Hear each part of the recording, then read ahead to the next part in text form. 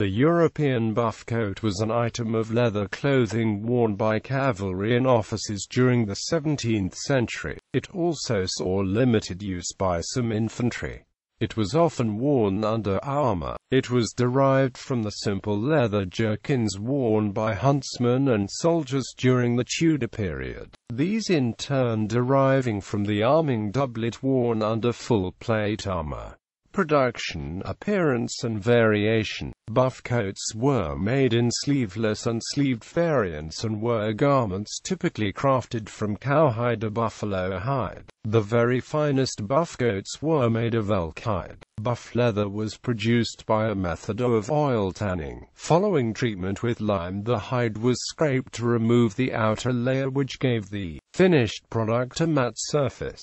The hide then had cod oil worked into it in a process called kicking, and was finally air-dried. The oiling and drying steps could be repeated. The finished leather attained its characteristic buff color and was supple, durable and weather-resistant. Due to the thickness of their leather, the seams of these coats were all but jointed, with hidden or partially hidden stitches. Extant examples are lined either with coarse linen or silk. Many high-quality examples show apparent fastenings of gold or silver tape at the front. However, these were merely decorative, the real fastenings being hidden hooks and eyes attached to the inside of the join. The extant collection of buff coats preserved at Little Coat House, dating to 1649 to 1660, contains examples with leather varying from 0.06 to 0.22 inches in thickness and entire coats weighing between 4 pounds 4 ounces and 7 pounds 8 ounces. All buff coats had deep skirts attached, which protected the upper legs of the wearer. Most surviving examples have sleeves, but a minority are sleeveless.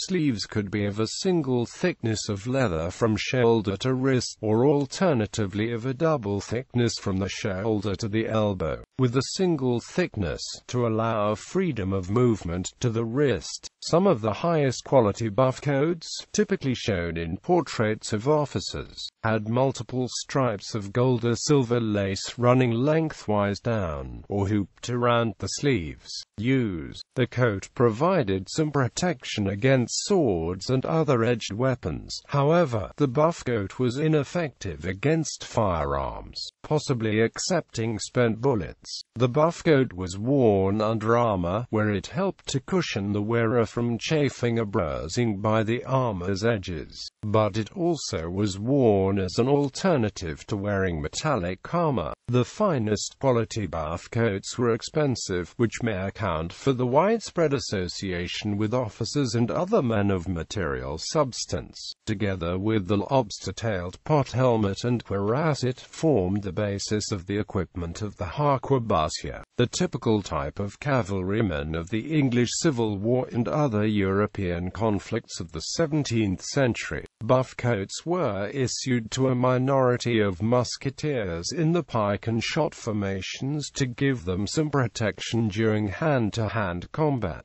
The buff coat was also worn by civilians requiring a protective and durable garment, such as huntsmen and men traveling on horseback. Bibliography. Blackmore, D. Arms and Amp. Armour of the English Civil Wars. Trustees of the Royal Armouries. ISBN 0948092084. Brzezinski, R. The Army of Gustavus Adolphus Cavalry. Osprey Publishing. ISBN 1855323508. Haythornthwaite, P. The English Civil War. An Illustrated History. Blandford Press. ISBN 1854093231. Tinsey, J. Soldiers of the English Civil War Cavalry. Osprey Publishing. ISBN 0850459400. Tinsey, J. Ironsides, English Cavalry, 1588–1688. Osprey Publishing. ISBN 184176-213-X.